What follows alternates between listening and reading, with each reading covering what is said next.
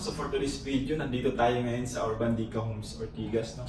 So nandito tayo sa showroom, sa office ng Ortigas Information Center. So ngayon, i-check natin yung dress up, no? So kung kayo ay nangangarap na magkaroon ng sariling investment or condo unit. So ito po, ganito pong ipapakita ko po sa inyo yung kagandahan, no, ng dress up unit dito sa Urban Dica Homes Ortigas.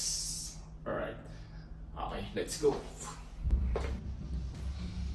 Ayan guys, so ito yung unit layout, no, na available dito sa Urban Dica Homes Ortigas. So meron siyang sukat na 30.60 square meter, no, yung 2 bedrooms. Ayan. So from door, no, from in living area na siya. May kitchen area and dining. Yung CR, ayan sa katabi. And then, proceed na sa 2 bedroom. So ngayon, punta tayo sa dress up. Okay, let's go.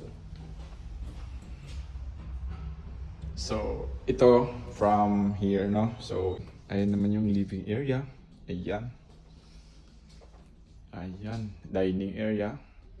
So, meron siyang mirror wall na para malawak siya tignan.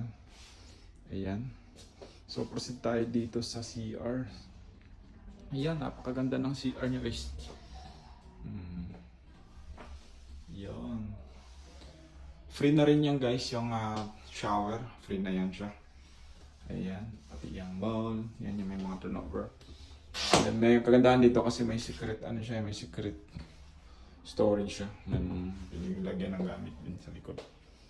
Ayan. So, pwede kayo manood ng Netflix, no? Ayan. Ito naman yung sa ayan, sa kuryente, no? Sa electricity. And then may provision na siya guys sa internet na kung magpapakabit kayo dito. So, wala nang problema. Proceed tayo ngayon sa kitchen. Ayan, ito yung kitchen niya, men. Napakaganda. Ayan. Okay, free na rin yan. Yan, yung pati yung grease trap dito sa ilalim, free na rin yan. Pero yung mga cabinet na nakikita nyo guys, na yan, hindi siya free. Kayo na magpapakabit yan kung if ever na mag-avail kayo ng unit. Okay. So, pasok tayo dito sa unang bedroom, no? Ayan, so, napakaganda. Ayan. Yung mga nakikita nyo cabinet guys, yan? Hindi siya kasama sa turnover, no?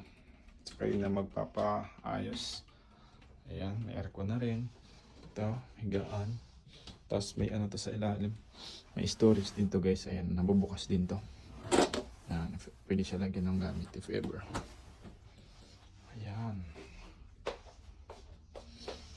And then dito naman tayo sa kabila.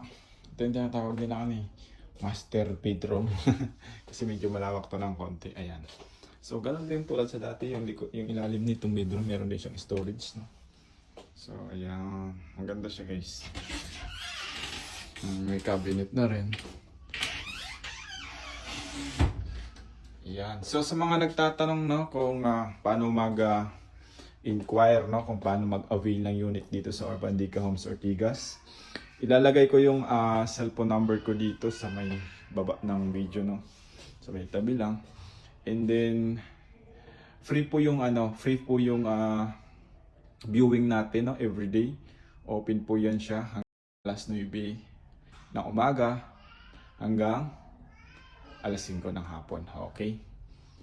So sa regarding naman, no, sa payment, sa reservation, kung magkano yung cash out, no? So lowest down payment lang po dito. Meron po tayong reservation na 10,000. And then sa financing naman po, marami po tayong mga financing na pagpipilian. Pwede po tayo kay Pag-ibig.